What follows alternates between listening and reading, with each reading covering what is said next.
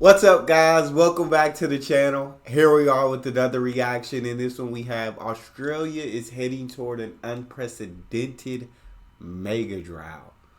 Really? I gotta hear the information on this. Before we dive in, if you guys happen to enjoy, please don't forget to subscribe, give a video a thumbs up.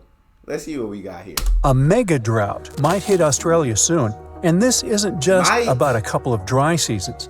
We're talking about 20 years of little or no rain.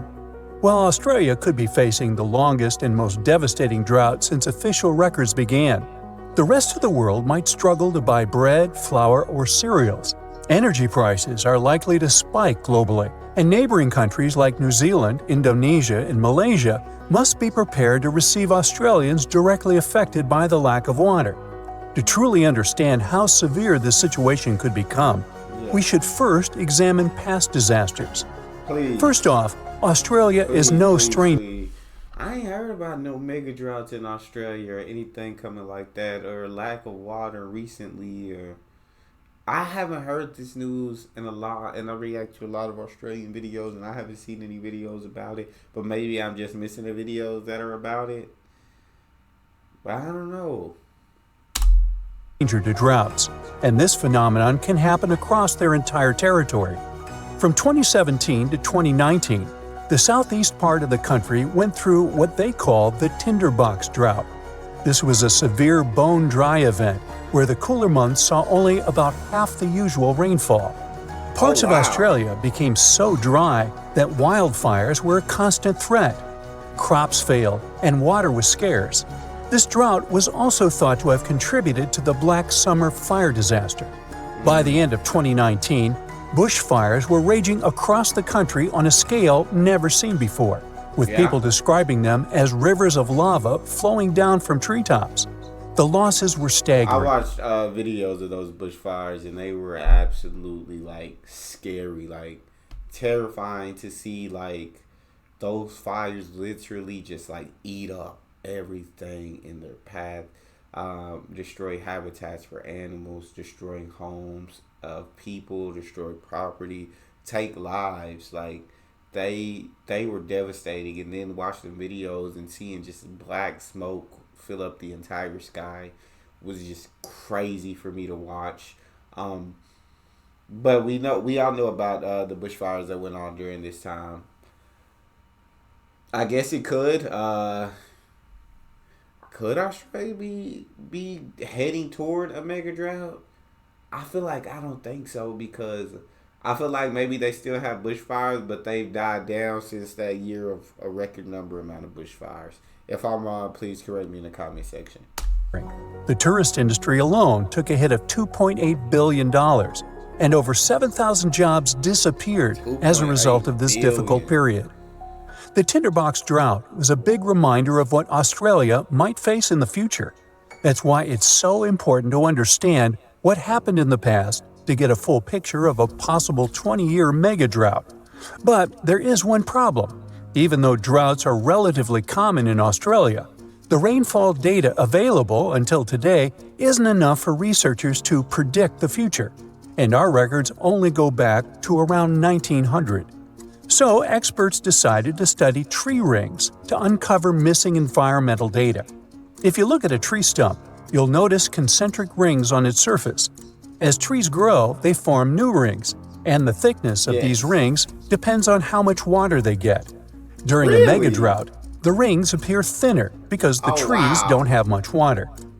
Unfortunately, these natural records usually only go back a few hundred years, and it only tells us about specific local conditions, not the situation across all of Australia. So, experts turn to computer models to simulate how Earth's climate changed from the year 850 to 2000.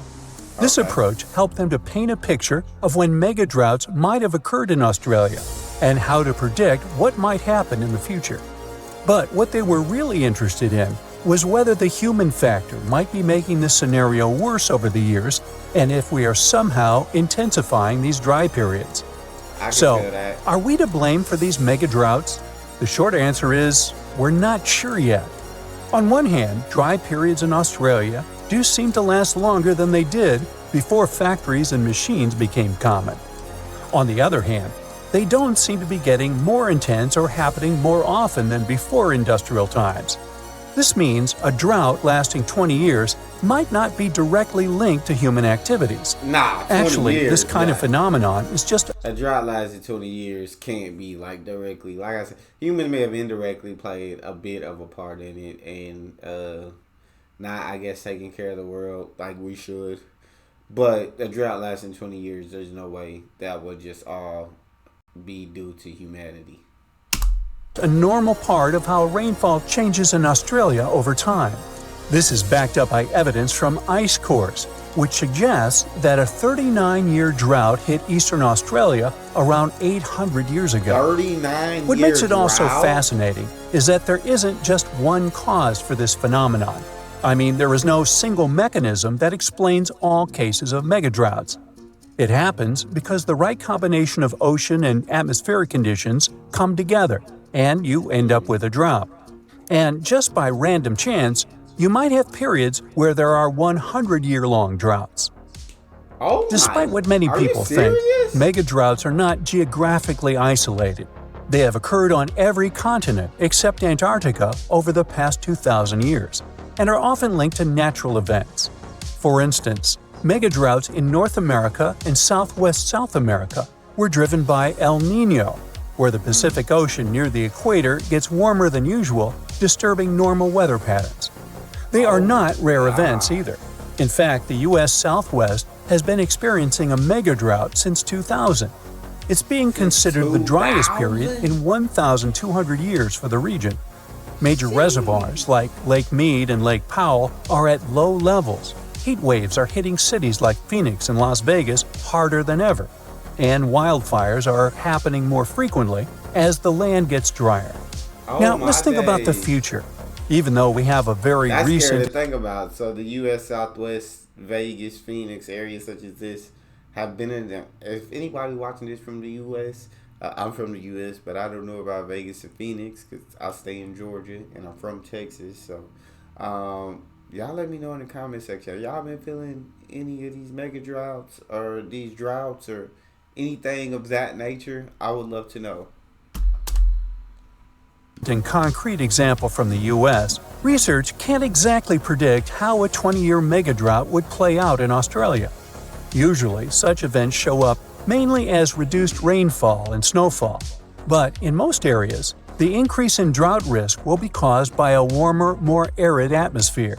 So the ground will probably look parched and cracked, rivers and lakes will likely shrink, and the sky will be relentlessly clear and blue, with barely a cloud in sight.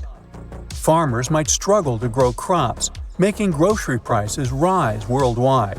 Things like bread, flour, and cereals may become scarcer, as Australia supplies about 13% of global wheat exports. God dang. Coal mines 30? might be affected, as they depend on water for extraction, washing, and processing.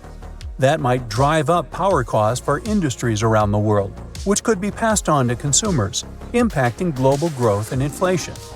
As cities might face water shortages, Australians will likely find new ways to conserve every drop or maybe move to New Zealand or Southeast Asia. Now, you're probably thinking, when is this big event going to happen? Honestly, it's really hard to predict exactly. Megadroughts can happen every 150 to 1,000 years, but experts think Australia should be ready for one to happen in the next 10 years or so. And this possibly should be taken seriously. This phenomenon has been known to contribute to the collapse of entire civilizations. Take the Akkadians of Mesopotamia, who built the world's first empire more than 4,000 years ago. Studies of moisture at the ruins of Akkadian cities suggest that they experienced a massive drought lasting 300 years, and this may have led to their collapse. A similar thing happened to... Can you imagine lasting through? I mean, that would lead to a collapse of a civilization. A drought lasting 300 years is literally unimaginable. It's unfathomable. Not saying it didn't happen. Probably did, and that's probably is what happened. But 300 years of drought. People went through generations of just absolute drought. That is truly unbelievable. Australia, I'm intrigued to hear what you guys have to say. Do y'all, since a mega drought coming, has there been a slowdown in rain over there?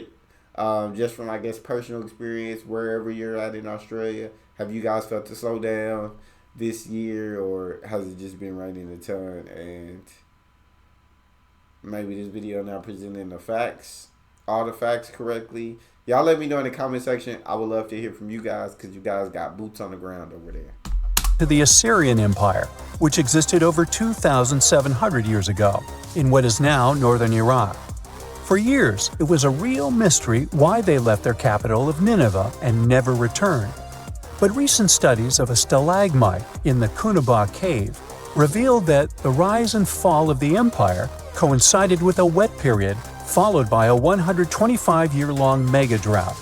Because they were very dependent on seasonal rain for agriculture, this dry period made their life much harder. Even though experts now believe they probably left because of the dryness, the question of where they went is still a mystery.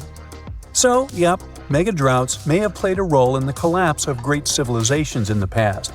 But on the positive side, we've come a long way since then, and recent climate technologies can help us prepare for events like this.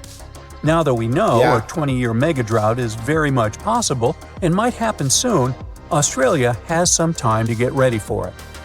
Developing strong water management plans to mitigate the severe impacts of a mega-drought is more than necessary, and it's also important to create community support networks to provide emotional and financial support to people, particularly farmers, who are more affected directly by this event.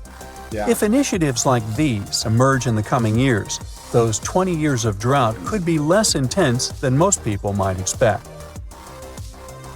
That's it for today. So hey, if you pacified your curiosity, then give the video a like and share it with your friends. Or if you want more, just click on these videos and stay on the bright side. That was definitely a great video. Definitely enjoyed that. But I don't know if I believe there's a mega drought coming Australia's way. I guess I haven't heard any like Australians talk about it. I do know, hey, that sun over there in Australia is different. I do know it feels hotter over there and the temperature can get very high. I do know that. I have seen the bushfires, but I also seen floods in Australia. And I've also seen different things. So y'all let me know in the comment section. Do y'all think this video presented the facts correctly, or do y'all think ain't happening, not buying it? Love to hear it. If you guys happen to enjoy it, please don't forget to subscribe, give the video a thumbs up, and check out the next video. I'll see you guys next time.